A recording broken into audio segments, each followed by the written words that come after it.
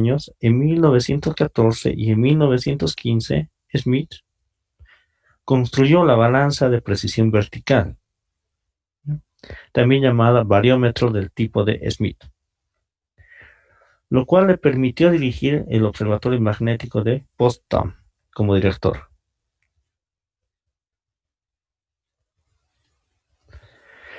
Ahora, aquí yo tengo una balanza vertical que constituye de una aguja magnética, ¿sí?, orientada horizontalmente en la dirección este-oeste y oscilante sobre cuchillas de ágata o bien de cuarzo. ¿En qué consiste este bariómetro? Permite la medición del campo magnético y su variación local. Por lo tanto, este instrumento es suficientemente preciso para ser empleado en las exploraciones mineras. ¿Sí? Es utilizado bastante. Ahora, ¿y cómo podemos medir el campo magnético?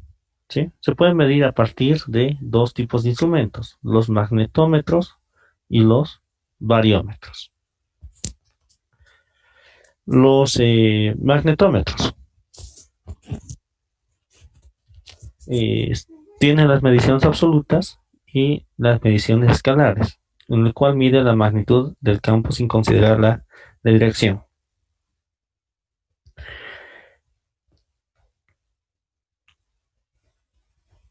Ahora, en los bariómetros.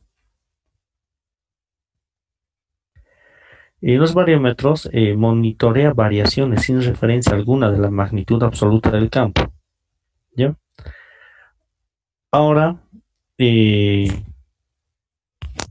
diferentes tipos, ¿no?, de bariómetro. Puede ser el bariómetro de tipo de Smith, que hemos visto, bariómetro de compensación, que lo vamos a ver más adelante. ¿Ok?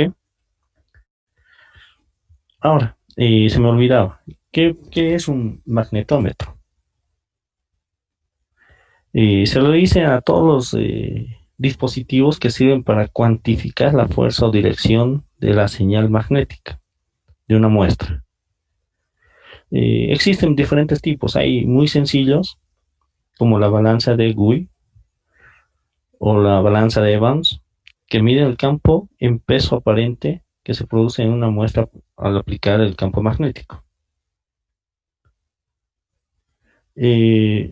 Como sabemos, el magnetismo varía de un lugar a otro, y las diferencias del campo magnético terrestre puede ser causada por diferentes naturalezas de las rocas, y también por la interacción entre partículas cargadas de Sol y la magnetosfera del planeta. Aquí yo tengo un magnetómetro de torsión, ¿sí?, en el cual el imán es suspendido. El imán es suspendido por dos hilos metálicos en tensión. La torsión del hilo es una medida directa de la intensidad registrada en un disco graduado. Un pequeño cambio en el campo hace que el imán gire y adopte otra posición en equilibrio. Se sabe de que a principios del siglo XX este aparato está casi en desuso. Aquí, con bariómetros. Aquí tenemos la balanza de Smith, empleada desde 1914 en Potsdam. Ha sido una de las más utilizadas, aunque las balanzas son ya instrumentos más bien en desuso histórico, ¿sí? ¿De qué se trata esta balanza? Se trata de un imán pivoteado cerca de su centro de masa, y el desequilibrio gravimétrico producido se compensa mediante la componente magnética. Consta de un sistema óptico, ¿sí?, que permite observar las variaciones del imán. La brújula de inclinación, ¿sí?, se constituye de una aguja imantada que puede moverse libremente en un plano vertical y se lleva fijada a un lado del eje de un peso ajustable. Se debe orientar el imán en un plano vertical y los polos del imán paralelos a la dirección del campo. Y esta se la emplea solo para trabajos de expedición, ¿ya? y que no requieren mucha precisión.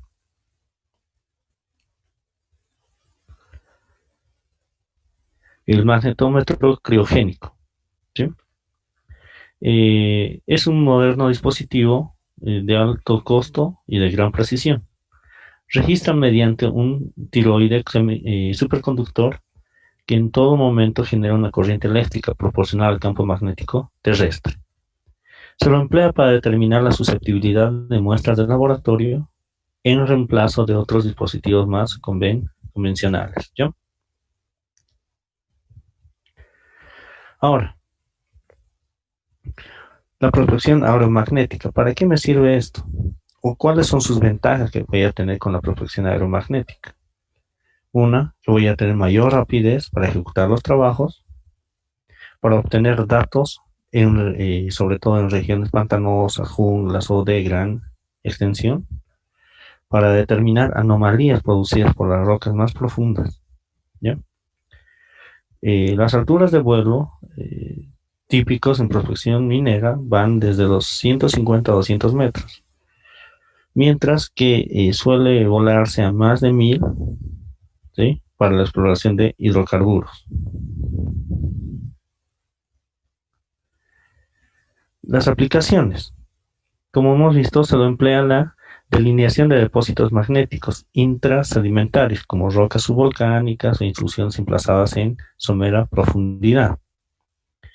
Las rocas sedimentarias ejercen un efecto magnético, desapreciando en comparación con el efecto magnético, ¿sí?, generado por las rocas ígneas. La mayoría de las variaciones de la intensidad magnética medidas a la superficie de la terrestre están asociados con rocas ígneas.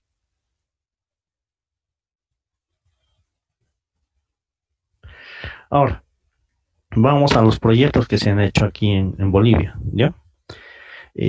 Cabe recalcar que en cuanto a trabajos sobre paleomagnetismo en el cuaternario, son muy pocos, casi pude recopilar 2 trabajos, ¿ya? Sobre todo. La mayoría se los hace en el Paleozoico, el Paleozoico. Este proyecto lo encontré, el proyecto del pliego cuaternario de Bolivia, que se lo hizo en 1984-1995, donde el responsable del proyecto fue el doctor Jaime Argollo, ¿sí? Y el corresponsable es Philippe Mugiriau. Este proyecto lo hizo en una cooperación con la UNSA y lo que ahora es el ILD, antes era el Armstrong, creo, ¿sí? Ahora, ¿en qué se basaba esta investigación que han hecho? ¿Sí? Esta investigación se lo hizo en base a, o este proyecto se lo hizo en base a investigaciones geológicas, geoquímicas y biológicas de anteriores trabajos realizados, ¿sí? Los anteriores trabajos realizados se los hizo pues por 1970 y algo, ¿ya? Y en este proyecto lo están haciendo más o complementando lo que faltaba en el anterior proyecto. Entonces, y cabe recalcar de que se lo hizo con un equipo boliviano francés. Sobre el conjunto del pliego cuaternario, medios lacustres, medios evaporíticos, medios glaciares y aluviales. El proyecto pliego cuaternario de Bolivia ha sido replanteado sus alcances y objetivos al año 1984. Y fue precisamente cuando la comunidad científica mundial emprendía un esfuerzo para coordinar las investigaciones iniciadas sobre los cambios climáticos y sobre el funcionamiento del sistema planetario. Entonces, lanzaron un programa, el programa internacional Geosfera-Biosfera, ¿sí? Y siendo uno de los principales proyectos de los cambios globales del pasado, ¿ya? Y sobre todo cuando hay un cambio, un estudio que se centra en el último gran ciclo climático, que es hace 150.000 años. Entonces, sobre el paleomagnetismo, ¿qué es lo que hicieron en realidad en este proyecto? Se realizó el registro de las modificaciones seculares del campo geomagnético en los sedimentos lacustres del Titicaca, ¿sí? Barto. Entonces, pero sin embargo, la naturaleza de los sedimentos no fue apropiada para los análisis, ¿no? Eh, Traté de buscar por qué estos sedimentos no fue apropiada para este tipo de análisis, ¿ya? No pude recopilar información sobre esto. El estudio del paleomagnetismo de los sedimentos pliocuaternarios de la Formación La Paz fue realizado por Tuveni, del Laboratorio de Geología del Cuaternario de Marsella.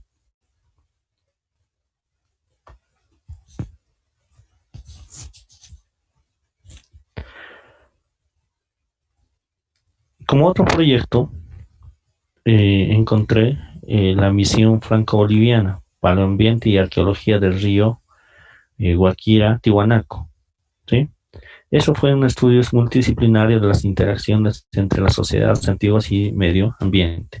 Entonces, este tipo de trabajos los realizaron con diferentes áreas, ¿ya?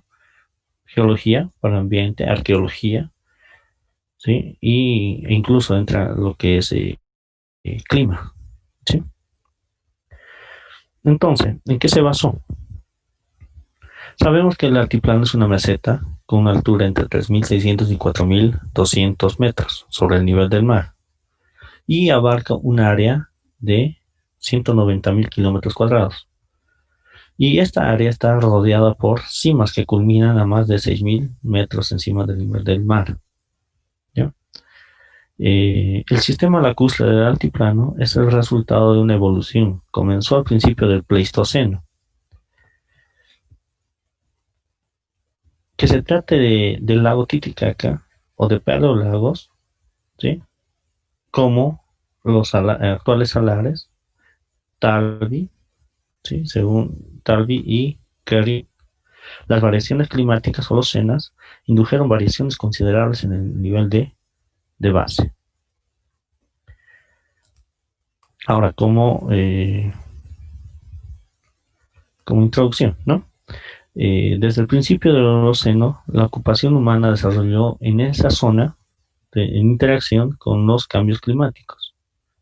El sitio arqueológico prehispánico de Tiwanaku, situado a 19 kilómetros al sureste del lago Titicaca, depende directamente de la evolución de la línea de base del lago, pero también de la morfología aluvial del río Huaquira Tiwanaku.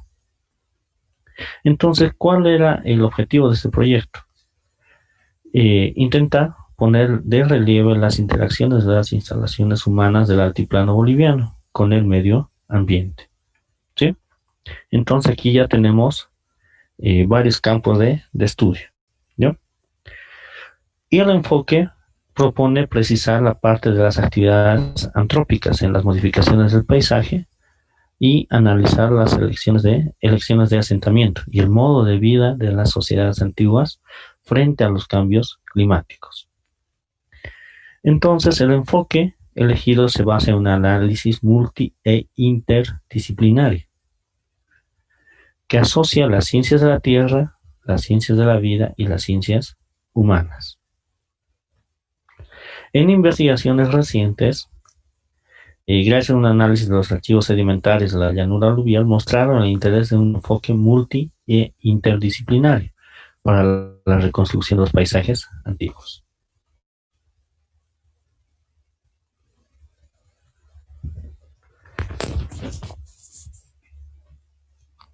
Entonces, estas formaciones presentan numerosas fuentes de materia prima lítica y metalúrgica: cobre nativo, esfalerita, galena, calcopirita, barita, plenda y oro nativo. Actualmente algunas formaciones geológicas son rotadas por sus arcillas. La cuenca hidrográfica del río Guaquira, Tiwanaku y el lago Titicaca constituyen los ecosistemas principales del centro de civilización de Tiwanaku. las formaciones sedimentarias holocenas de la cuenca hidrográfica del río Gualquivir-Tiwanaku siguen todavía poco estudiadas, ¿sí? Desde los años 1990, dos estudios permitieron caracterizar las grandes organizaciones ecológicas y geomorfológicas del Valle Bajo y Medio. Ahora, el estudio paleomagnético en esa área. ¿Cuál era el objetivo? El objetivo era restituir la situación geográfica de antiguas intervenciones de excavación sobre estructuras que parecen ser asociadas a zonas de vivienda y precisar la extensión y organización arquitectónica de un sitio virgen de investigaciones. Entonces, las prospecciones magnéticas miden un conjunto de fenómenos que dependen del campo magnético terrestre, ¿sí? Este método utiliza el campo magnético existente en estado natural y que puede ser perturbado por la presencia de anomalías geológicas y antrópicas. Entonces, los materiales que constituyen el subsuelo provocan contrastes inducidos por su naturaleza, que son característicos. Por consiguiente, los restos arqueológicos se distinguen por su susceptibilidad magnética peculiar. La profundidad de enterramiento afecta a la evaluación de la extensión espacial de las anomalías, ¿sí? La profundidad de enterramiento afecta a la evaluación de la extensión espacial de las anomalías. La intensidad de estas anomalías antrópicas es de algunas decenas de nanoteslas, mientras que el campo magnético terrestre es de 25.000 nanoteslas aproximadamente en las latitudes de Bolivia. Por lo tanto, son las microvariaciones vinculadas a la antropización de los lugares que dan lugar a un análisis. Entonces vamos a utilizar un gradiómetro Geometrix, ¿sí? G858, que mide el gradiente de la componente vertical del campo magnético terrestre. José, tienes 5 minutos más, porfa. Ok, está bien, gracias. Y la medición fue realizada a lo largo de los perfiles espaciados de un metro. Aquí tenemos el mapa, ¿ya? Donde este mapa fue producido por la prospección magnética y donde se puede apreciar las anomalías lineales, que son la mayoría del tiempo relacionadas con paredes, y anomalías puntuales que pueden ser relacionadas con estructuras de calefacción, hornos, estufas, etc.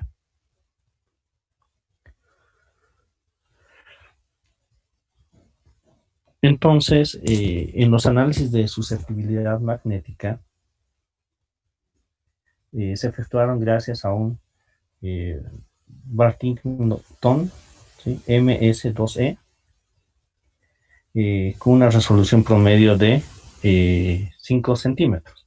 Ahora aquí hay que recordar lo que es susceptibilidad magnética. ¿A qué se refiere con la susceptibilidad magnética? Es una propiedad de los tejidos que depende de la capacidad que tienen de magnetizarse al ser sometidos a un campo magnético externo, ¿no? No sé, esta susceptibilidad puede variar desde, no sé, el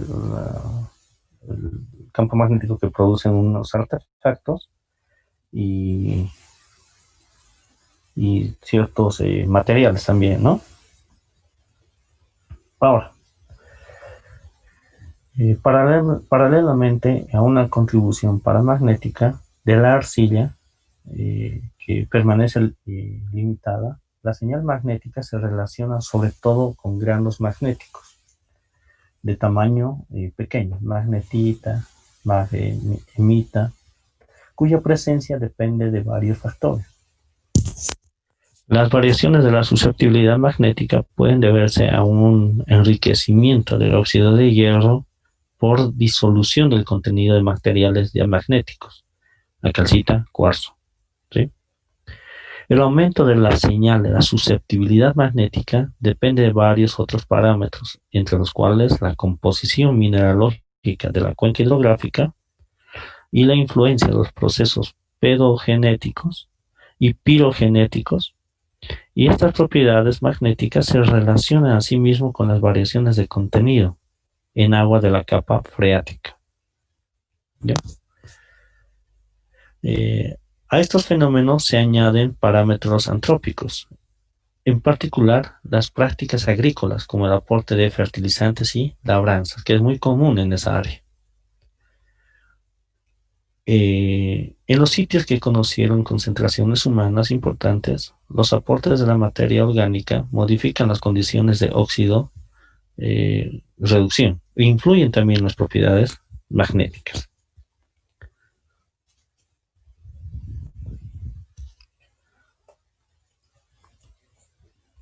Aquí tengo un trabajo sobre paleomagnetismo y anisotropía de la susceptibilidad de sedimentitas del Paleozoico superior de la cuenca de Tarija. ¿Ya? Como les dije, encontrar un trabajo de paleomagnetismo en el cuaternario es muy complicado, ¿sí? Pero este trabajo me pareció interesante, sobre todo para ver el campo hidrocarburífero. Entonces, en un estudio de magnetoestratigrafía y de anisotropía de susceptibilidad magnética en sedimentitas del Paleozoico superior de la cuenca de Tarija, el muestreo se realizó en la localidad de San Alberto de Bolivia. ¿Sí? El sector es conocido como productor de hidrocarburos y gas. Aquí vemos el mapa donde se realizó el estudio paleomagnético, ¿sí? Todos los puntos que tenemos acá son los puntos que se realizó el estudio. Aquí tenemos el anticlinal de Iñaguazú, un anticlinal. Y el estudio fue muestreado en una sección continua de 800 metros de la localidad de San Alberto en Bolivia. Este trabajo se realizó sobre los sedimentos glasilacustres de la formación San Telmo, ¿sí? Y la supersecuencia de estratos rojos del grupo Cuevo. Y las glaciaciones carboníferas del sur de Gondwana están representadas en los grupos Macharetí y Mandiyuti, que luego son cubiertos en discordancia por el grupo Cuevo, de características áridas y cálidas. Ahora, estas muestras fueron colocadas en una perforadora portátil a explosión Pomeroy durante una campaña de 20 días, y las medidas de intensidad y dirección de magnetización fueron realizadas en el laboratorio de paleomagnetismo de Valencio de la Universidad de Buenos Aires, en un magnetómetro criogénico 2G, DG. Ahora, el análisis paleomagnético se realizó a partir de una componente de gran estabilidad a temperaturas mayores de los 600 grados centígrados y contiene la magnetización adquirida durante la depositación de la secuencia con anterioridad al plegamiento. Todos los sitios de muestreo presentan polaridad reversa hasta el techo de la secuencia. El primer sitio con polaridad normal se encontró en la base de la formación Vitiaqua. Estás en tiempo. Y las formaciones que están por debajo de la formación Vitiaqua adquirieron su magnetización durante el supercron Kiaman. ¿Sí? Aquí yo tengo la columna magnetoestratigráfica, ¿sí? Donde las magnetizaciones son de polaridad reversa hasta el primer sitio donde la polaridad normal del centro de la formación Vitiaqua. Y nos sugiere que los depósitos con polaridad reversa se formaron dentro del supercron Kiaman, ¿sí? La edad de la formación Vitiaqua sería posterior a los 2.269 millones de años. ¿Sí? Aquí tenemos algunos de los servicios del paleomagnetismo en Bolivia.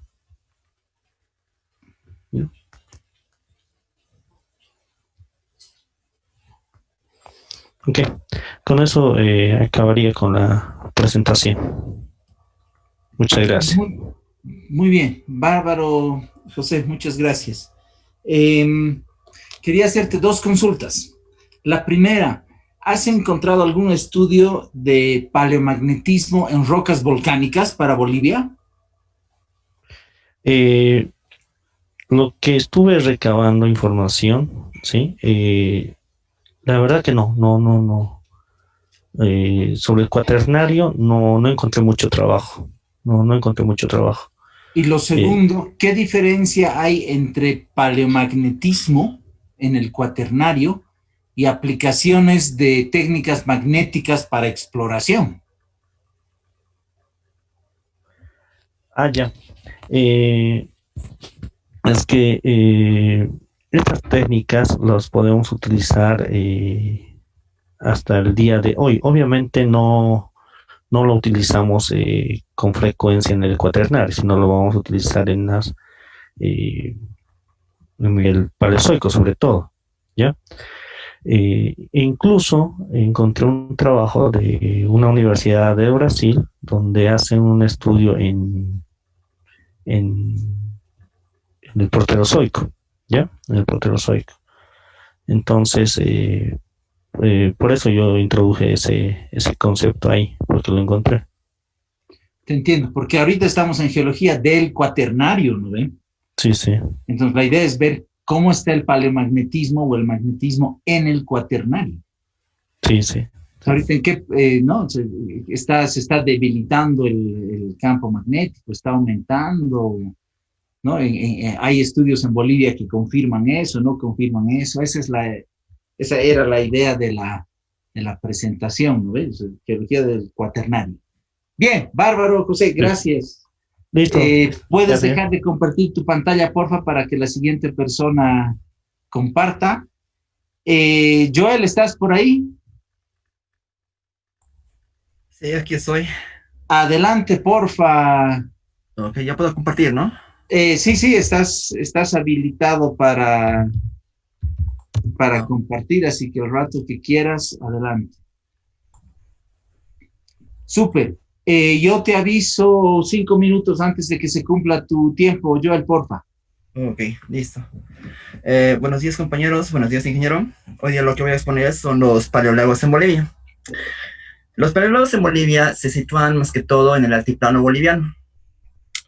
El altiplano es una cuenca endorreica, comprendida entre la cordillera oriental y la cordillera occidental. Tiene una longitud de aproximadamente de 200 kilómetros a lo largo, perdón, 2.000 kilómetros de largo y 200 kilómetros de ancho. Su altura varía de 3.700 a 4.600 metros de altura. La parte norte y central está ocupada por dos grandes lagos que ya conocemos, que son el lago Titicaca y el lago Popó. Estos dos están unidas gracias al río Desaguadero, que mide más o menos 370 kilómetros de largo y tiene una pendiente más o menos de 0,3%. Además que digamos que en el altiplano tenemos salares importantes que son el Uyuni y Coipasa. Y en este altiplano también encontramos lo que son los paleolagos. ¿Cuáles son los paleolagos que vamos a estudiar o que voy a explicar o voy a intentar explicar? Es el Mataro, Cabana, Balivián, Tauca y Michín. El Mataro es un paleolago muy poco estudiado. La verdad, no lo han estudiado aquí en Bolivia, más que todo lo han estudiado en Perú. Lo han estudiado en el pueblo de Mataro Chico. Han sido observados depósitos lacustres más antiguos, correspondientes al lacustre Mataro. Estos se presentan en forma de una serie de detrítica monótona, mostrando una alternancia de bancos arcillosos, arenosos, de color ocre, con pasajes arenosos granosos. La serie incompleta aflora sobre 50 metros de espesor. En estas formaciones detríticas bastante gruesas, hay algunos restos mamíferos que indican su edad. Más o menos a la edad que indican de este lago Mataro es de un Pleistoceno inferior o Pleistoceno antiguo. Para hacer una correlación, digamos, entre Perú y Bolivia, de la formación Mataro y a Bolivia, solamente se conoce, digamos, la formación Ayo y la formación Purani, que posiblemente pueden ser de la misma edad. Como dije, digamos, no ha sido datado digamos, este lago. De la misma forma tenemos el lago Cabana, que también tampoco ha sido tan estudiado, y simplemente dice que, digamos, es un lago anterior a la costa boliviana. Ha sido mencionado por Lavenu, que ha sido un hombre que lo ha estudiado ya. Le lo ha dicho que es un lacustre pre-boliviano. Los depósitos de esta extensión lacustre han sido estudiados en la región de Duosucabana, más que todo en Juliaca. Es una serie de lacustre dietética compuesta de láminas arcillosas, arenas, en conjunto de color azulado o rojizo, con pequeños bancos de gravas y arenas. Su espesor es igual de 50 metros en afloramiento. La edad de esta serie no ha sido igual determinada, pero como han visto que, digamos, está encajonada en la que es la formación Mataro, lo han puesto como un Pleistoceno medio. En Bolivia lo podemos encontrar en la zona de Viacha, en Estación Pando y en Uyona. En Uyona se puede encontrar, debajo de la formación Uyona, se puede encontrar esta formación, que posiblemente puede ser del lago Cabana. Todavía no está confirmado. Pasamos al lago Boliviano. La extensión de la costa boliviana en el altiplano norte es conocida ampliamente en el borde del lago Titicaca. Como se puede ver en la imagen, las rayitas horizontales pertenecen al lago boliviano. Los más altos depósitos conocidos se hallan a 3.850 metros de altura. Los sedimentos del lago boliviano están formados esencialmente de arenas finas bien estratificadas, donde se intercalan capas arcillosas y limosas, y se hacen gravosas en la desembocadura del río principal, que es un desaguadero. A ambos lados del río Desaguadero se encuentran depósitos lacustres de gran extensión, de la formación Uyoma. Estos depósitos han sido atribuidos al periodo lacustre boliviano. Han sido observados testigos de depósitos lacustres de 3.880 metros de altura al norte y al este del lago Titicaca. No pasan de los 3.850. En esta parte, digamos, 3.880 y 3.850, 3.880 y 3.850 hay un desnivel. Estos posiblemente dicen que, digamos, ha sido por un proceso tectónico que ha sufrido, y por eso, digamos, ese desnivel.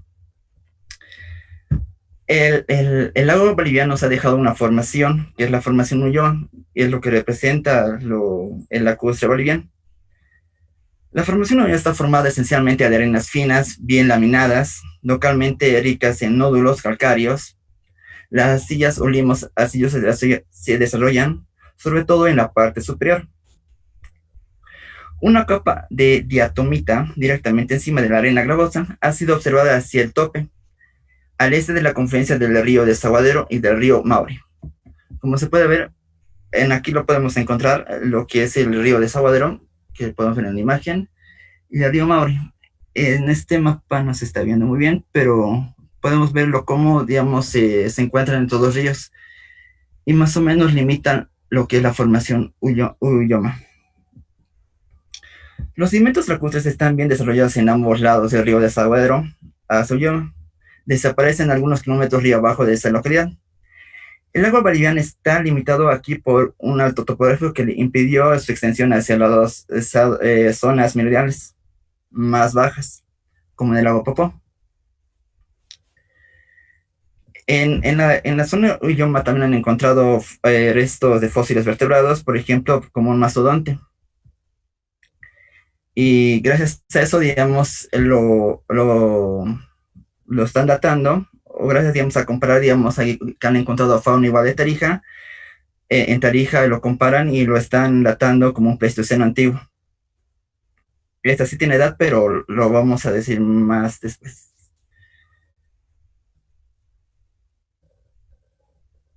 El infralacustre boliviano, Michin, ese proceso de cambio de boliviano y Michin, En el altiplano sur, el descenso del nivel del lago, donde se ha depositado los sedimentos de la formación Escara, fue seguido por la acumulación de grandes conos de piedemonte.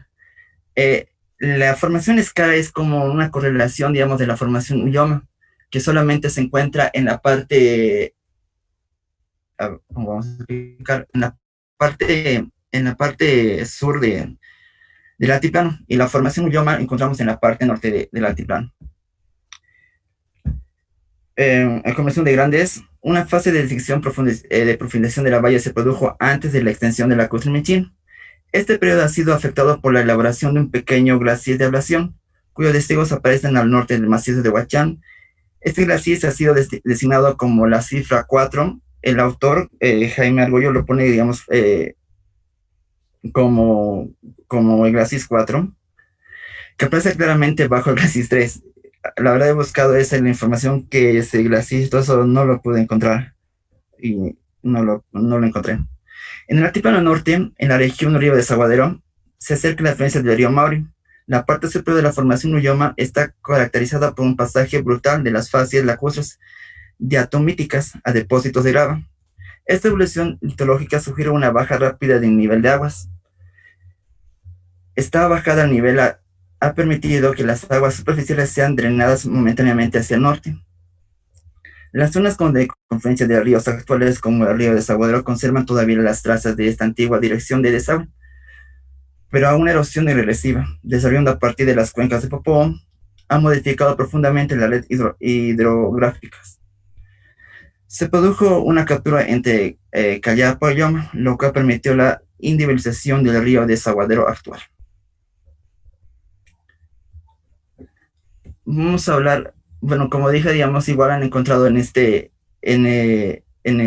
lacustre boliviano y lo han datado gracias a lo que han encontrado, como pueden ser los gastrópodos de litoridina, y también han encontrado un gliptodón que han sido parte fundamental para datar a este lago.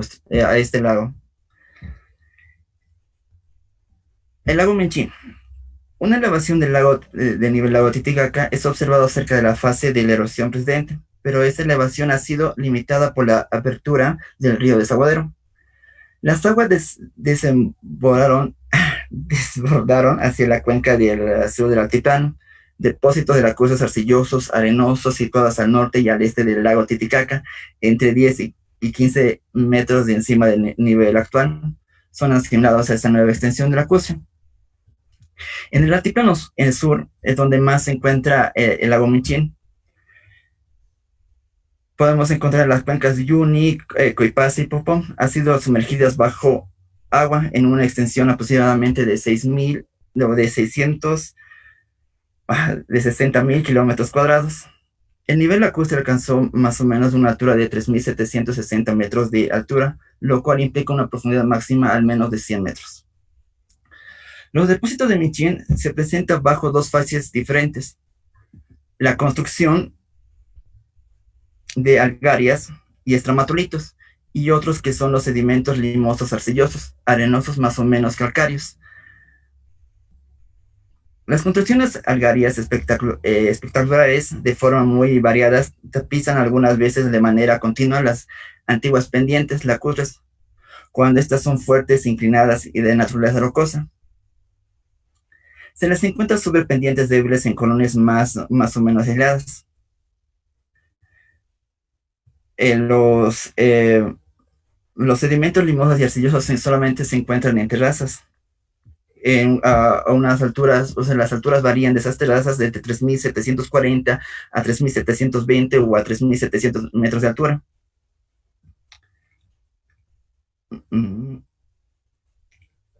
Como dijimos, digamos, ha sido muy importante la datación, y la datación ha sido la datación de este lago ha sido gracias al carbono 14, gracias a las conchillas que se han encontrado, y se los han datado al principio a una edad de 27.500 años hasta 26.000 años.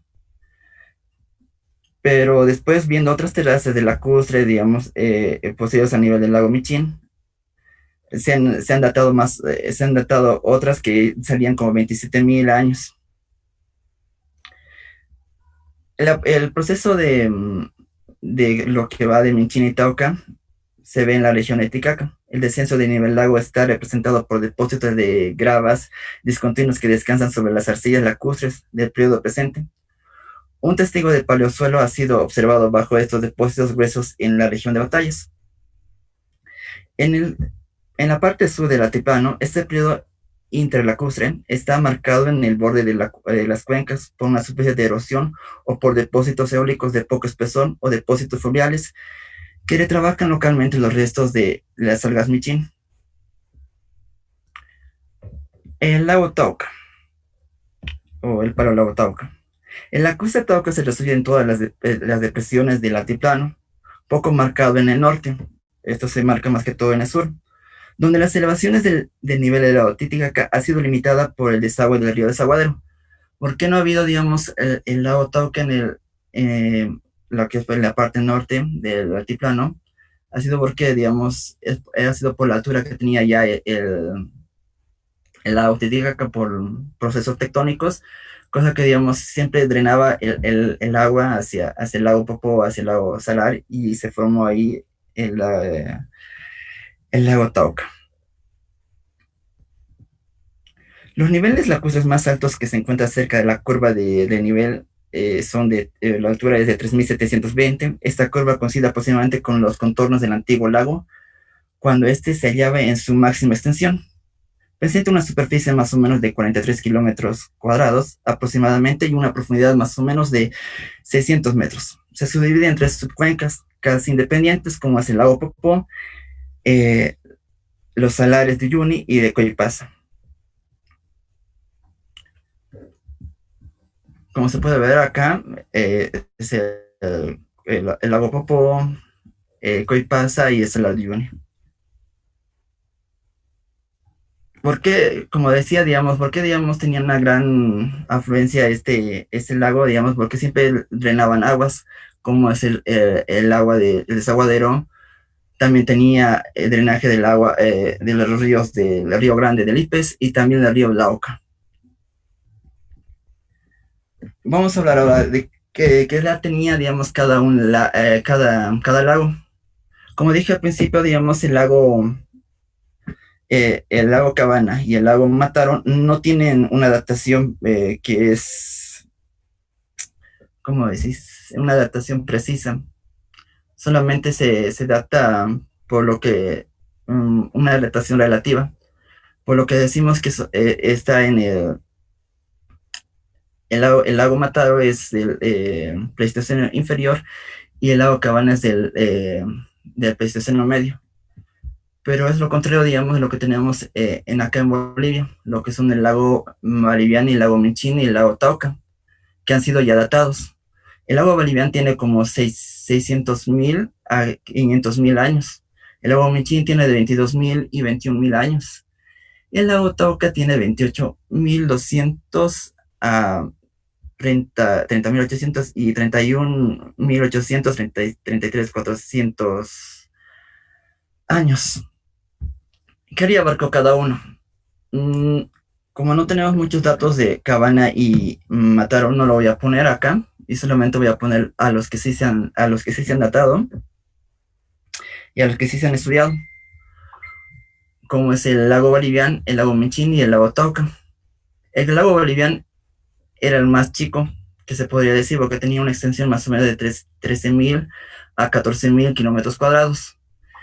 En el lago Minchín y el lago Tauca hay una discusión, porque dicen que, digamos, el lago Tauca era más grande y el lago Minchín era más chico, pero todavía sigue en discusión y lo que es, bueno, lo que está escrito en libros, que es el lago Minchín, que ese es el más grande, que es 63.000 kilómetros cuadrados, y el lago Tauca 43.000 kilómetros cuadrados.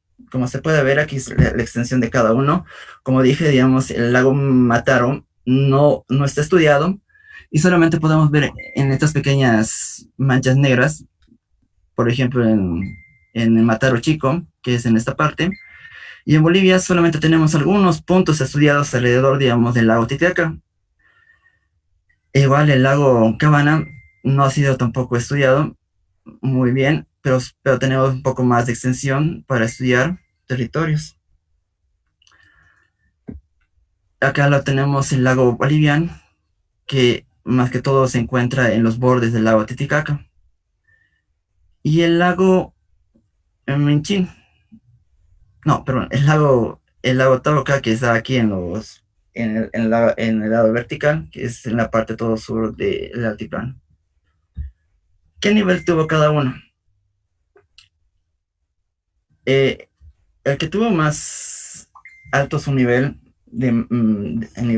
es el lago Mataro, que tiene 3.950 metros, y el lago Cabana tiene 3.900, y el lago Boliviano tiene 3.800, el lago Minchín 3.825, 3.815, el lago Tauca. Pero vemos aquí una variación, digamos, que hay entre sur y el norte. Como dije, digamos, gracias a la tectónica que había, al tectonismo que ha habido en el Cuaternario, en el lado norte se ha elevado y los depósitos se han elevado, cosa que digamos que no son los depósitos, bueno, no son la altura original que era antes, en el pasado. Por eso, digamos, tenemos al norte al Michín, tenemos a 3.825, pero en el sur tenemos a 3.730 metros. Aquí hay otra que igual nos dice que es más simplificado, las alturas. ¿Cómo se explica tanta agua para los lagos? Lo que explican, digamos, algunos autores es gracias a las glaciaciones que había. Una gran glaciación causaba un gran lago, como se puede ver acá. Por ejemplo, digamos, la glaciación de Sorata ha ocasionado que se haga el lago Boliviano en el lado norte, y en el lado sur, digamos, que es la formación Escar. Ha habido una interglaciar, Sorata-Choqueapo, y otra vez Choqueapo hace que Minchín vuelva a aparecer el lago Minchín, y en el Choqueapo 2 vuelve a aparecer el Tauca. Pero muchos, digamos, dicen que no se debe mucho a eso, digamos, a las glaciaciones, al deshielo, digamos, que había. También atribuyen esto, digamos, a la precipitación de las lluvias que había en ese tiempo. Como se puede ver acá, igual en una correlación que igual va digamos, del glaciar, del Calvario, que va a Mataro, de Caluyo, que ocasiona Cabana, Sorate, que ocasiona Bolivian, y como dije, Choqueapo ocasiona Michín, Choqueapo 2 ocasiona el Tauca. La temperatura del agua para cada lago. Bueno, no encontré uno que exactamente nos diga, digamos, qué temperatura tenía cada lago, pero sí un gráfico que nos dice más o menos a qué edad, digamos, bajaba y subía la temperatura del lago. Y esto se hacía gracias, digamos, a un estudio de las esporas, no, del polimorfismo, que es el estudio del polimorfismo, que es el estudio de las esporas de las flores. Aquí se puede ver, digamos, que antiguamente, digamos, a 21.000 años, la temperatura del agua, por ejemplo, que puede ser del lago Minchín, tenía menos 4 grados, pero esto va subiendo gradualmente hacia la actualidad. El lago Taucara podía tener más o menos menos 2 grados, y en la actualidad tenemos a 0 grados, que es el lago Titicaca. Como los han estudiado, cada uno de estos lagos los han hecho más o menos por estudios geomorfológicos, estudios geológicos, con observación de campo. Te quedan 5 minutos, porfa. Ok, ya voy terminando. Estudios ecológicos, particularmente en testigos de lacustres, ya que los indicadores biológicos como el polen, la paleomorfía estudia el polen, me estaba confundiendo, son conocidos por su gran sensibilidad a las modificaciones ambientales. Como decía, el polen es muy susceptible, digamos, a cambios ambientales y por eso, digamos, estudiaban en esto las temperaturas. También lo estudiaban lo estudiaban con dataciones, que es la datación de plomo 210, el uranio y torio, y bien conocido como el carbono 14. Igual los estudiaban con el paleomagnetismo y digamos, igual hacían como perforaciones en varios lugares, más que todo se han hecho perforaciones en lo que son en los bordes del lago Titicaca. Y creo que sí, eso sería todo. Gracias. Ok, muy bien, bárbaro. Bárbaro, Joel, muchas gracias. Sácame de una duda, ¿puedes volver a tu gráfica de las edades de los lagos? Ok. Ahí, no, la anterior. Eso. A ver. ¿Quién es más antiguo? ¿Minchín o Tauca? El más antiguo es Minchín. Y creo que sí, lo puse mal. Están al revés tus fechas. Sí, lo puse mal. Sí, ya, sí. Eso corregilo, porfa, antes de compartir tus... ¿qué se llama? Antes de compartir tu presentación y asegúrate que esté bien también en tu resumen. Sí, está bien, me equivoqué. Ya, eso te pasa por poner el más antiguo, el más antiguo va abajo, ¿no ve? Ah, sí, claro, sí. Ya, pues sí, bárbaro, Joel, muchas gracias, súper, muy bien. Muy bien, entonces seguimos ahora con sedimentología y Gabriela, ¿estás por ahí? Tienes que dejar de... yo te lo... Por favor, porque no sé qué ha pasado. No, tranquilo, ya estás. Gabriela, ¿estás por ahí? Sí, yo estoy acá. Súper, entonces estás habilitada, el rato que quieras ya puedes compartir tu... Ya.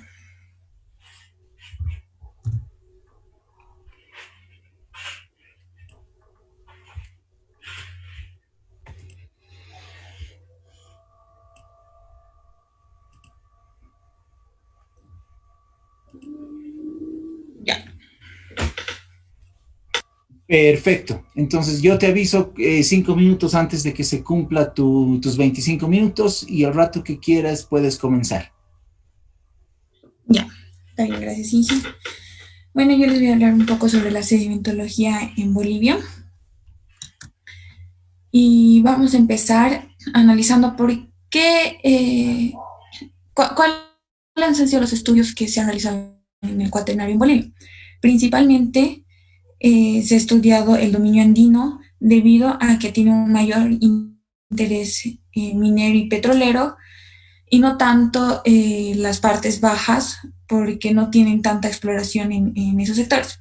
Entonces, definiendo eso, vamos a tener que Bolivia se divide en dos grandes territorios y los dos son muy diferentes unos del otro.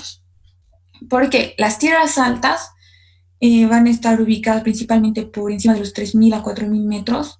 Se va a caracterizar por climas fríos, secos y por glaciaciones. En cambio, las tierras bajas, que van a estar por debajo de los 400 metros sobre el nivel mar, se va a caracterizar por grandes planicies y van a tener un ambiente un poco más cálido. En estas tierras bajas van a estar, por decirles, el escudo precámbrico o las llanuras chacobeñanas. Entonces, para el estudio de la sedimentología en el cuaternario tenemos que entender cuáles han sido las variaciones climáticas, las fluctuaciones que han ocurrido. ¿Por qué? Porque estas nos van a dar tanto los agentes erosivos y acumulativos que nos van a definir nuestra secuencia sedimentaria. Entonces, la influencia de los ríos bolivianos van a tener, los ríos bolivianos van a tener una gran influencia en los ríos y en las cuencas sudamericanas como tal, porque van a depositar grandes espesores de de detritos, de sedimentos, de carga sólida, como se puede ver acá en el río. Voy a activar mi láser. Acá, el río Madre de Dios y el río Beni van a ser ríos principales que van tanto desde La Paz, que pasan por Pando Beni, que van a contribuir al río Madeira, que este va a ser uno de los principales portadores a la cuenca del Amazonas. Lo mismo pasa en el sur del país, con el río Bermejo, que se encuentra dentro de la cuenca de La Plata, que va a descargar grandes cantidades de sólidos suspendidos. Este va a ir hasta casi las partes altas de la cordillera oriental de Potosí. Entonces es todo este río Bermejo que va a ir depositando. Bien, entonces ahora hablemos sobre las megasecuencias pliocuaternarias. El cuaternario el Plioceno, o sea, es decir, el Neógeno, se ha caracterizado por depósitos fluviales y lacustres de un ambiente mucho más cálido. Pero el paso al cuaternario se va a marcar por un cambio climático importante. El clima va a sufrir un enfriamiento y van a aparecer glaciaciones. Y todas estas glaciaciones se van a desarrollar durante el cuaternario. Entonces, este cambio climático nos va a producir modificaciones en el tipo de los depósitos que ya existían. Como ya hemos mencionado, los sedimentos cuaternarios presentan tanto fases de altitud como de planicies. Entre las fases de altitud se van a encontrar las glaciales e interglaciales en las cordilleras y en sus piedemontes. Mientras en las peneplanicies se va a presentar más de ambientes lacustres hasta evaporíticos en el centro de las cuencas que se encuentran en estas. Más adelante vamos a hablar bien, igual ya justo compartió el anterior compañero sobre los paleolagos que han formado grandes depósitos pliocuaternarios y se ha hecho una relación tanto de los sedimentos pliocuaternarios como de los eventos morfológicos, tanto del altiplano norte como de las cordilleras. Entonces, esta es como una tabla que nos relaciona este tipo estos dos tipos de eventos. Para entender la sedimentología en el cuaternario, vamos a dividir nuestras zonas de depositación según las zonas morfoestructurales. En general, lo que yo encontré fue en Sudamérica y la única que no está, o sea, sí se encuentra de Bolivia, pero la única que no estaba de las zonas morfoestructurales es la zona costera y piedemonte pacífico, obviamente. Pero después tenemos todas las zonas morfoestructurales como la cordillera occidental, que va a estar con predominancia de cuerpos volcánicos, por lo cual va a depositar de depósitos volcánicos, cenizas, tobas. El altiplano va a tener una cuenca intramontañosa endorreica, van a tener predominancia de depósitos lacustres. En la cordillera oriental vamos a tener terrenos paleozoicos, principalmente va a estar por terrenos paleozoicos, pero estos van a aportar a la cuenca del subandino. Esta zona del subandino va a ser un piedemonte de la cordillera de los Andes, como ya hemos mencionado, y se van a acumular estos sedimentos producto de las erosiones de las montañas de la cordillera. Y va a estar también la planicie chacominiana, que se va a extender hasta el escudo brasileño. Entonces, empezando nuestro análisis en los Andes bolivianos, vamos a tener aquí, como se observa, las cordilleras. Los Andes bolivianos se va a tener la cordillera occidental. La secuencia de esta va a empezar por los depósitos lacustres de la formación Charaña, con 3 secuencias principales de grano y estrato creciente. Las 2 primeras secuencias van a ser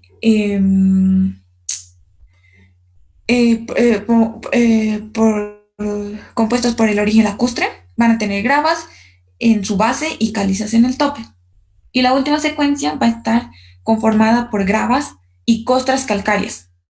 Y estas también pueden presentar como figuras insedimentarias o de crioturbación, indicando el cambio de clima, el enfriamiento que ha ocurrido en todo en este cambio que ha habido del Plioceno al Cuaternario. Entonces, la formación chareña va a descansar sobre las Imimbritas Pérez. Entonces, para entender igual el mecanismo de los Andes bolivianos, vamos a hablar sobre el volcanismo que ha ocurrido en el Pío Cuaternario. Como sabemos, los volcanes en nuestra cordillera van a estar relacionados a una subducción tanto de la placa oceánica con la continental. Entonces, las erupciones piroclásticas que va a producir estos volcanes pueden durar varios días y pueden descargar una gran cantidad de ceniza en grandes alturas. Estas cenizas van a ser las que se van a depositar como materiales piroclásticos en las tierras bajas, produciendo esas mesetas que hemos visto, que conocemos, perdón. Este evento volcánico se va a caracterizar por un dominio calco-alcalino.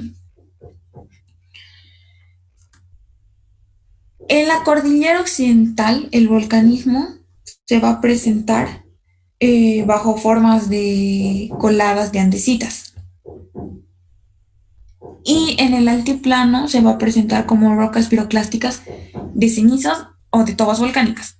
También en el altiplano se va a tener la secuencia de cineritas que se intercalan con sedimentos fluviolacustres. Pero en las cuencas intramontañas de Cochabamba, Tarija y Sucre, también se va a presentar esta intercalación de ambientes fluviolacustres con materiales volcánicos, de cenizas volcánicas. Entonces, vamos a hablar un poco sobre la predominancia de sedimentos debido a las glaciaciones que han ocurrido en Bolivia. La primera glaciación, según Cervantes y Vallivian, si no me equivoco, fue la denominada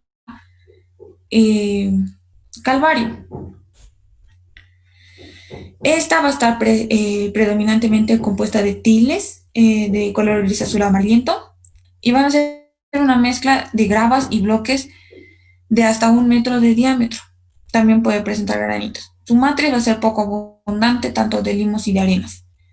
En el Valle de la Paz se puede encontrar esta formación de calvario por el sector del Alto, por el Tejar, y me parece que baja hasta el este del Valle de la Paz.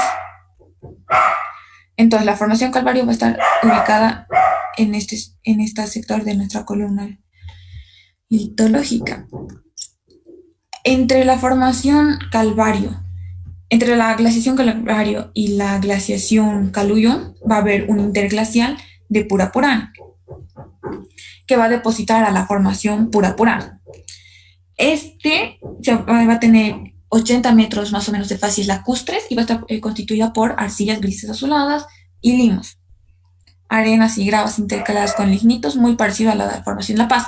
Se puede encontrar igual en la cuenca de La Paz, más o menos al oeste y al suroeste de la ciudad de La Paz. En cambio, al norte y al este de la cuenca de La Paz, las facies lacustres van a estar sobre los conglomerados. La segunda glaciación, la de Caluyo, van a depositar flujos de til con bloques estriados y también está compuesto por sedimentos fluvioglaciares y tiene una pequeña influencia de matriz arcillosa. Entonces, aquí igual está la formación, el depósito Caluyo. Aquí está el Calvario, interglaciar Purapurani, glaciación Caluyo. El interglaciar Caluyo-Sorata va a ser justo después de la glaciación de Caluyo y antes de la glaciación de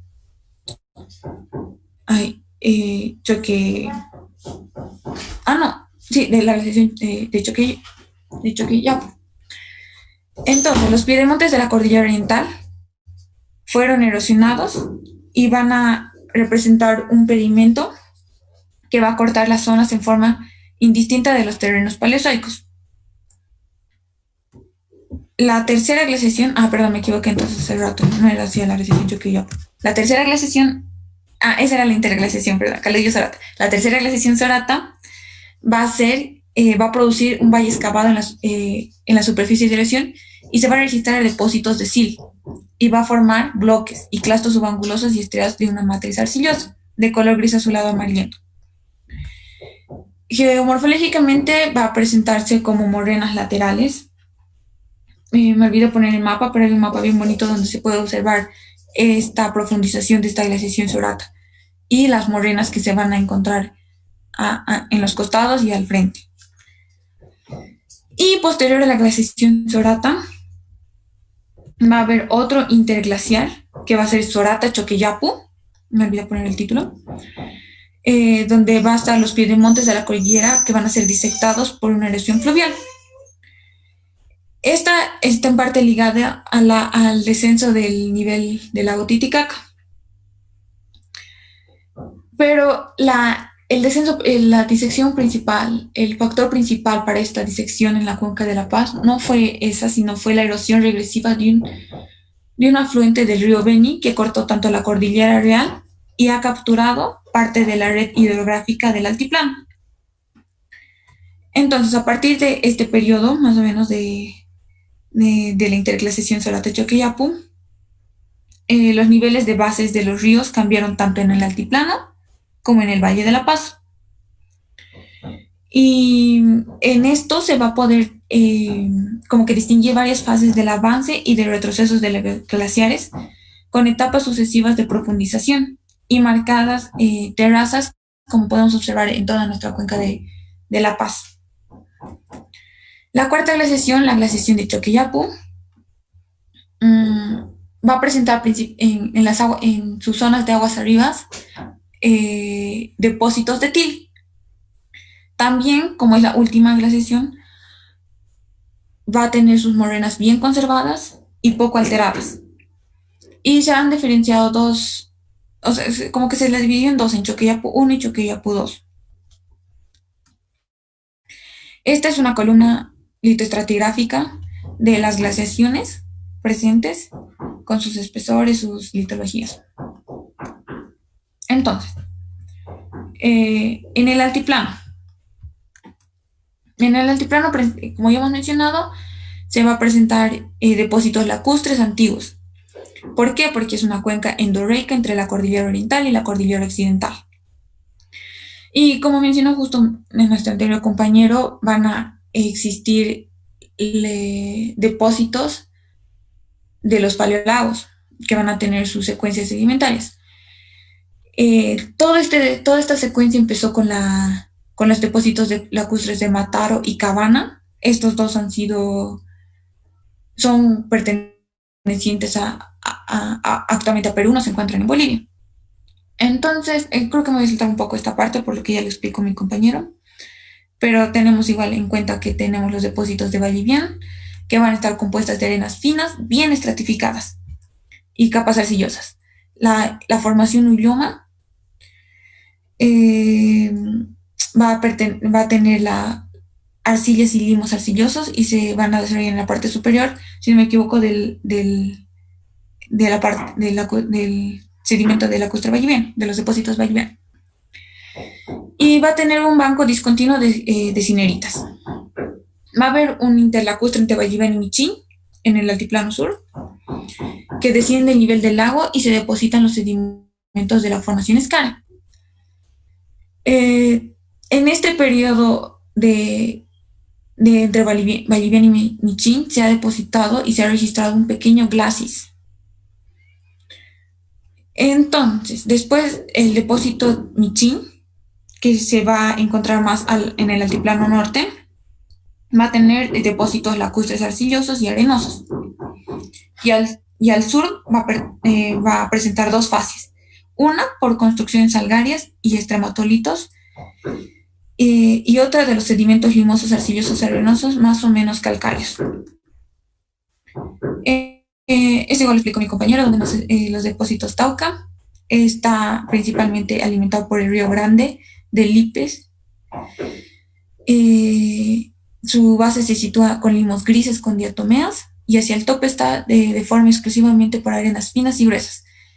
Como observamos aquí, en el norte del altiplano, el lago Titicaca se encuentra, el posterior se encuentra en Michín, luego Bolivian, y Matar y Cabana, ya hemos mencionado que no se encuentran en Bolivia, sino en el Perú. Y en el sur se va a encontrar relacionados a los salares a la laguna de Popó, al lago de Popó y a los salares de Coipasa y Uyuni, los paleolagos del Michín y Tauca. Entonces, continuando con nuestras zonas morfoestructurales, en las sierras subandinas,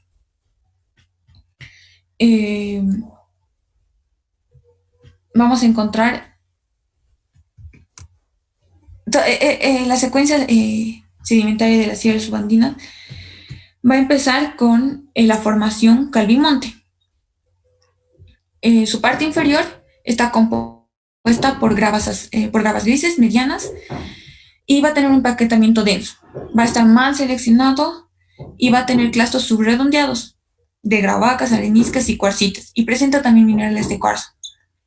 Entonces, nuestra formación Calvimonte se encuentra en este sector. Va a tener una matriz fina y su parte superior, su tope, va a estar compuesta de fangolitas. Esta se va a encontrar en discordancia tanto angular como erosiva, de erosiva angular, con la formación Tajamar. Esta formación Tajamar es de origen lacustre también y va a estar constituido igual, predominantemente de limos y arcillas, y va a tener como una estratificación tabular fina a muy fina. Luego, la formación Urundel va a ser loess depositado debido al último máximo glacial y se va a sentar en una discordancia sobre la formación Calvimonte. Entonces puede estar sobre Calvimonte Tajamar o en discordancia angular la formación Urindel. Este loess va a presentar unos espesores de hasta 18 metros y va a estar compuesto dominantemente por cuarzo e hilita. Va a haber una dinámica entre las sierras subandinas del sur de Bolivia y Argentina por los movimientos en masa que se encuentran.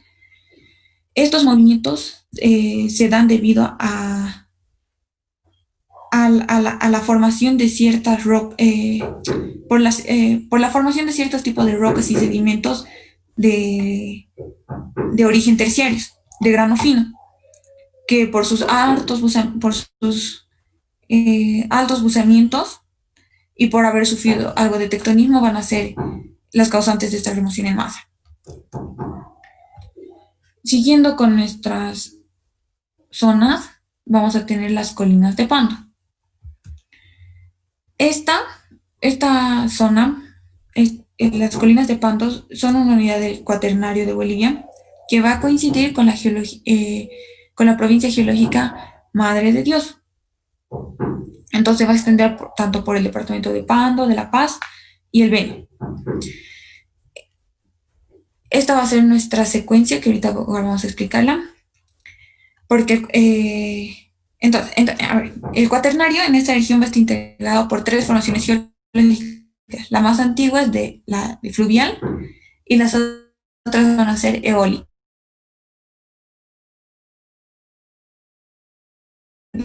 La más antigua, la formación Candelaria, va a ser la formación fluvial y va a estar formada por una arena compactada de estratos medianos con laminación interna, lo que va a indicarnos un flujo de agua rápido. La formación de Barrios Paraísos es un loess tropical. ¿Qué quiere decir esto? Que es un sedimento eólico de grano fino transportado por el viento en suspensión. Y la formación Villa Bosch va a estar compuesta por arena fina a muy fina y va a estar bien seleccionada de origen eólico. Se va a presentar de forma discontinua con la formación Barrios Paraísos. Aquí presentamos como un perfil transversal de las secuencias que hemos mencionado. La formación cobija, que es del terciario, que está aquí abajo. Sobre ella es la formación Candelaria, encima de la formación Barrio Paraísos, que es el Loes, y encima la formación Villa Bosch, que van a ser las arenas finas, son muy finas. Luego tenemos el escudo precámbrico, que en este sector, en esta zona, se han reconocido 3 superficies de aplanamiento. En general, creo que está definido estas 3 superficies de aplanamientos clásicos.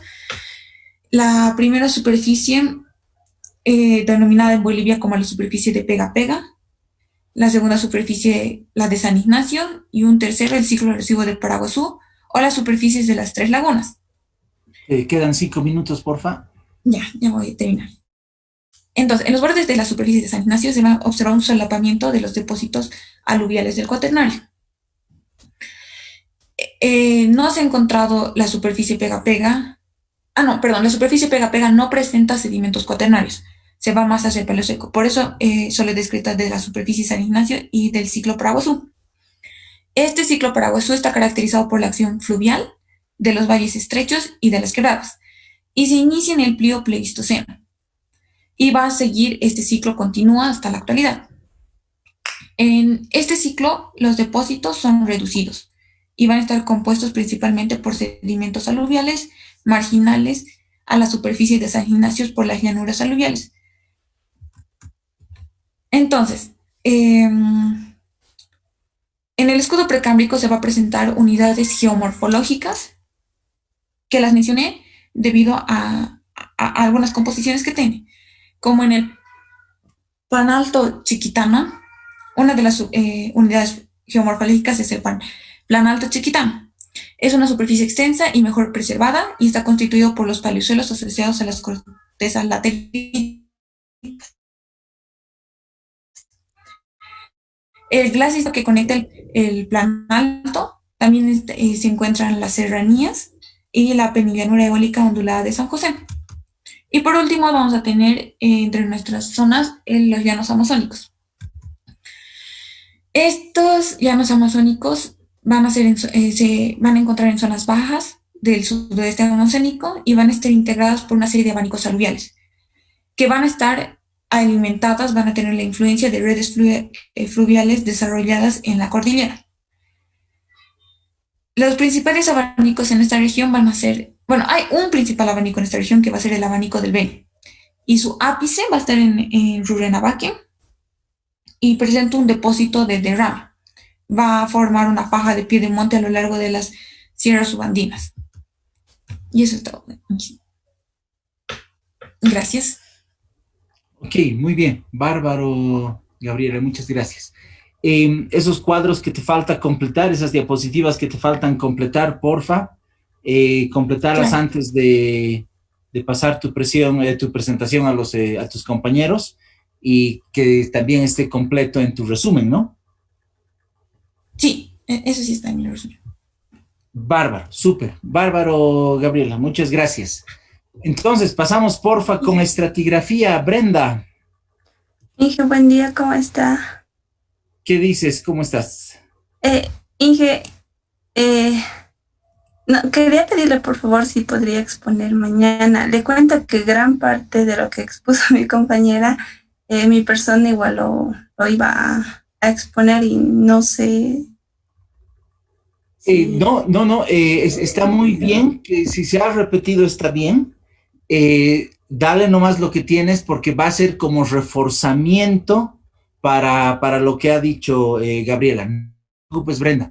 Yo sé que Gabriela ha hablado harto de estratigrafía, más que de sedimentología, yo sé, pero presentar lo que tienes. Si se repite, no importa, no te preocupes. Está bien.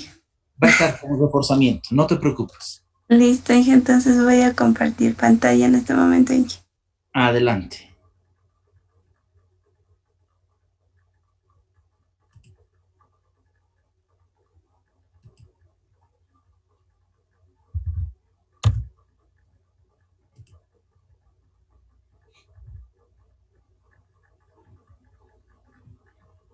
Muy bien, y yo te aviso 5 minutos antes de que se cumpla tu tiempo.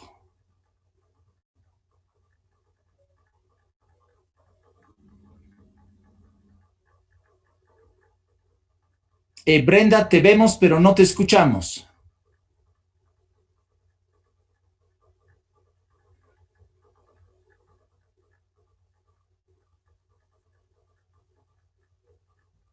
Dije, ahora, Ahora sí te vemos y te escuchamos. Entonces, yo te aviso 5 minutos antes de que se cumpla tu tiempo. Adelante, el rato que quieras. muchas gracias, Inge. Primeramente, buen día, ingeniero y compañeros. Voy a explicar estratigrafía del cuaternario en Bolivia, reforzando quizás un poco lo que mi compañera ya explicó. Bueno, como introducción, como sabemos, el cuaternario se caracteriza por los cambios climáticos, ¿no es cierto? Entonces, en Sudamérica, durante el cuaternario también la dinámica sedimentaria en las tierras bajas está dominada por la cordillera de los Andes, que trata de decir que está más dominada por la cordillera de los Andes, así que sería la orogenia, es de igual manera por la subducción de la placa oceánica con la placa continental. Los procesos más importantes que se llegan a tener son las glaciaciones y el vulcanismo. Ahora, en Bolivia, cuando empiezan a estudiar más a detalle lo que son los sedimentos cuaternarios, es en el año 1974, cuando hace un convenio la UNSA con Armstrong y crean el Instituto de Geodinámica y Limnología. Limnología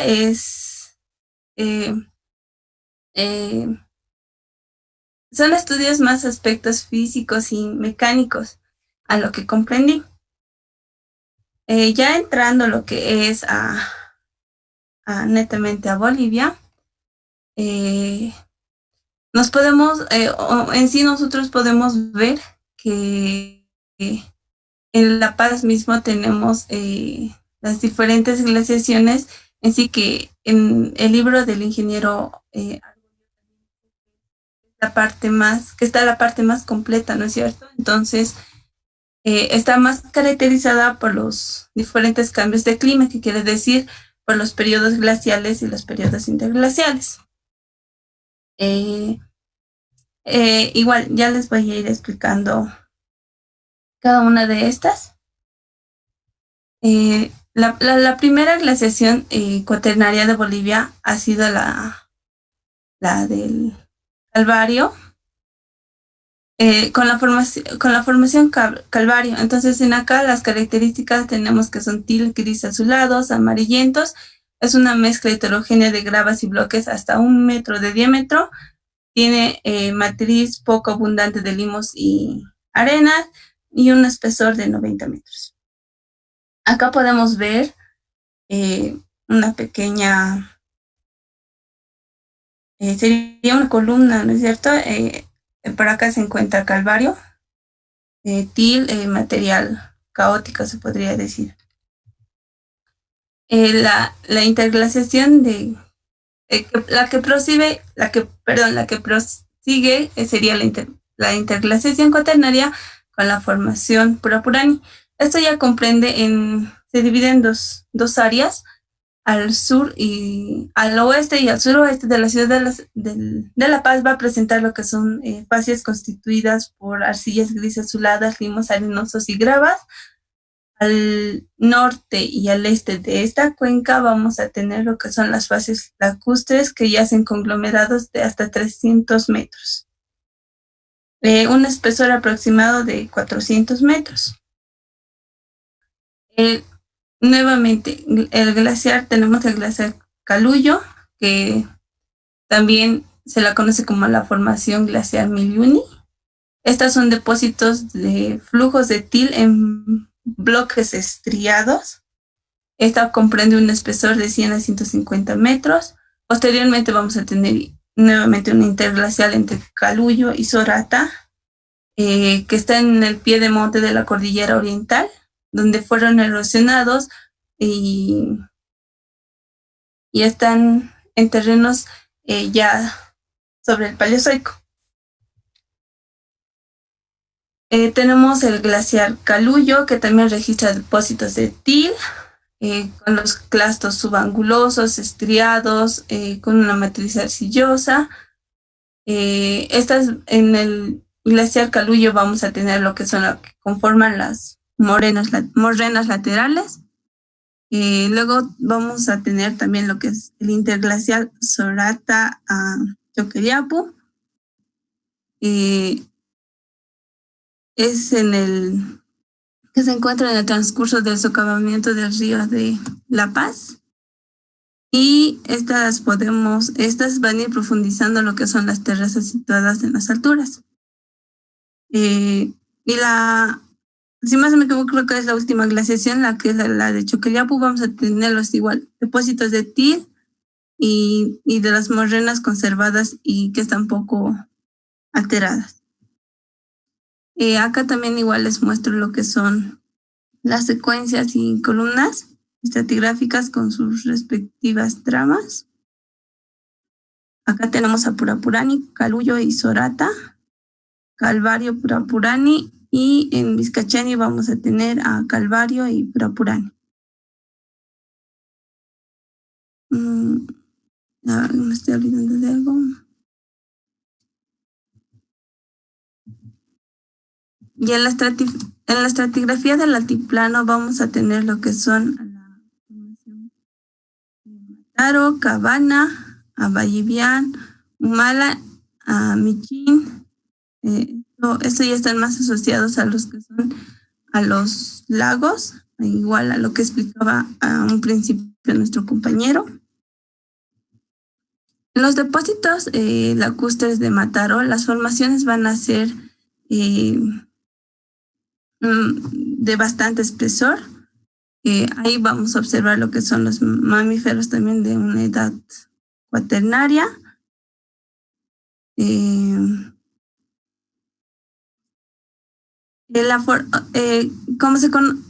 A lo que también entendí que la formación Pleistoceno de Ayoayo y la formación Purapurani aún no se realizan estudios, pero estas dos aún no son equivalentes hasta donde leí los dos artículos que hablan de este tema. Luego tenemos lo que son la Cabana, que es una serie igual de lacustre detrítica compuesta de laminitas arcillosas y arenas. Ahora podemos ver igual en la trama, es color azulado. Luego vamos a pasar con la formación Bioma. Esta ya presenta arenas finas, bien laminadas, localmente ricas en nódulos calcáreos. Las arcillas o limos arcillosos se desarrollaron sobre todo en la parte superior.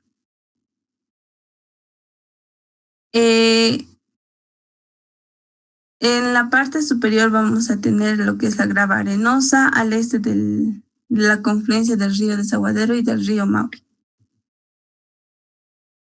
Tenemos lo que es la formación Escara.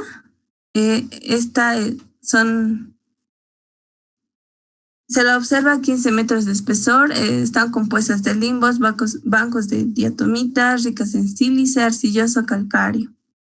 En los depósitos de lacustres Michín, los depósitos lacustres arcillosos y arenosos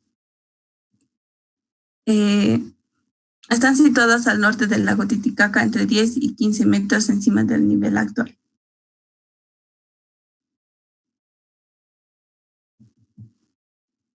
Luego tenemos el interlacustre Michín-Tauca. Igual son depósitos de grava que están discontinuas, que se descansan sobre las arcillas lacustres del periodo precedente. Podemos tener lo que se encuentra en el borde de una superficie de erosión o por depósitos eólicos. Luego vamos a tener lo que son los depósitos lacustres de Tauca, que son más diatomitas, calcáreas o arcillosas. de 2 a 5 metros de espesor. Estas son pequeñas conchillas de gastrópodos y algunas veces con una intercalación de gravas y arenas gruesas fluviales. Estas pueden tener una estratificación cruzada. En la estratificación del subandino vamos a presentar lo que son la formación Calvimonte, la formación Tajamar, la formación Urundel y la formación del Viña. En la de Calvinote vamos a tener los clastos subredondeados de grauvacas, arenistas, calcitas y cristaloclastos. La formación Tajamar es de depósitos de discordancia erosiva angular constituida por limolitos, arcillas y castaño calcáreas. En la de Urundel es un loess depositado durante el máximo glacial que asciende con una discordancia hacia el Calvimonte. Esta puede tener un espesor de 18 metros. Luego vamos a obtener lo que es la formación de Viña, que esta ya está en el Holoceno. Esta presenta facies gruesas formadas por varios tipos de gravas. Acá también les muestro lo que es su pequeña columna. Acá podemos ver Calvimonte, Tajamar, terrazas, la formación Urundel y las dunas eólicas. Ya entrando así más directo a las preguntas, vamos a hablar con énfasis a lo que son las cuencas intramontañosas. En acá está la cuenca Tarija, la cuenca de Apolobamba y si más no me equivoco creo que es la cuenca de Apolobamba. Pero en este caso nosotros vamos a hablar sobre la cuenca de Charaña. La formación Pérez y la formación Charaña.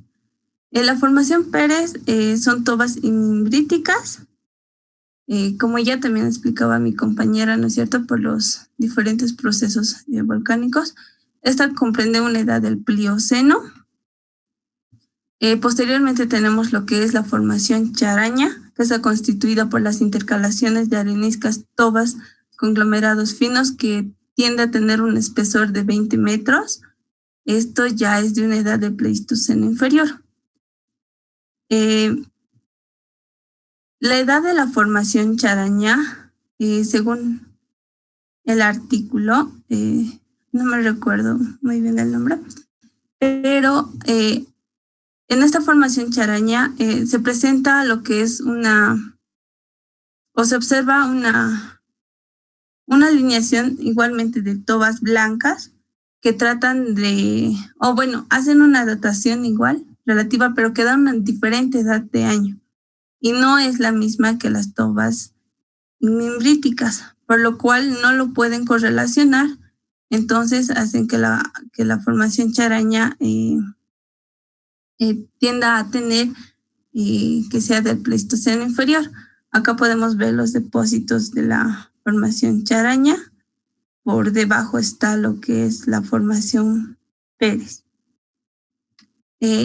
También hablando sobre lo que ya es la formación Cangalli, esta también es constituida por conglomerados de un ambiente fluvial, según los autores. Estos sedimentos rellenan lo que es una paleored hidrográfica, lo que controla la importante variación de espesores y numerosos cambios de facies que puede existir. A la formación Cangalli se le tenía o se le asumía que era de una edad cuaternaria, pero haciendo las consideraciones geológicas del área en donde está la formación y el estudio de una estructura tectónica, Cangalli tiende a tener una edad miocena, según Biscan. ¿Por qué? Porque descubren un nivel de toba, que esta es la toba Chontalorrini, y su datación permite solucionar la edad de la formación de Cangalli. Entonces, la formación Cangalli tendría a tener una edad de Mioceno y ya no sería parte del cuaternario.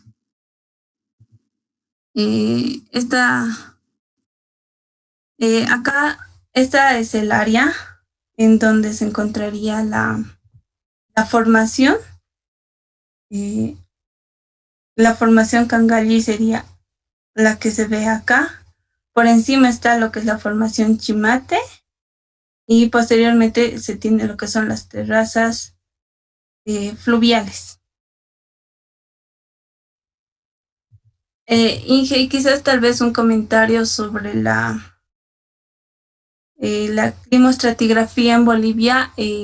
Busqué varios artículos en los cuales todavía estos estudios no se han realizado en Bolivia, y para la magnetoestratigrafía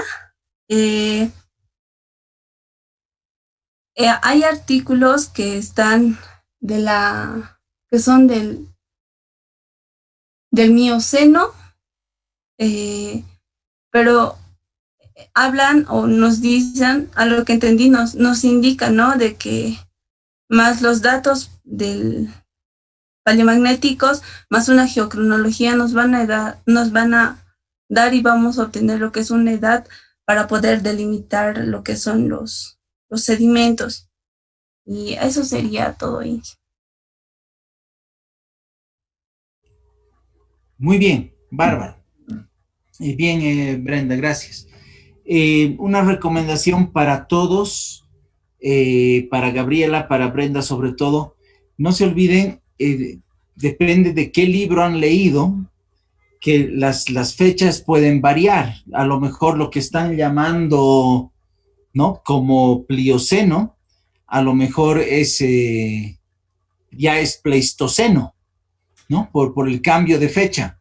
El libro original de Cuaternario de Bolivia, de la Orstom, es de 1994.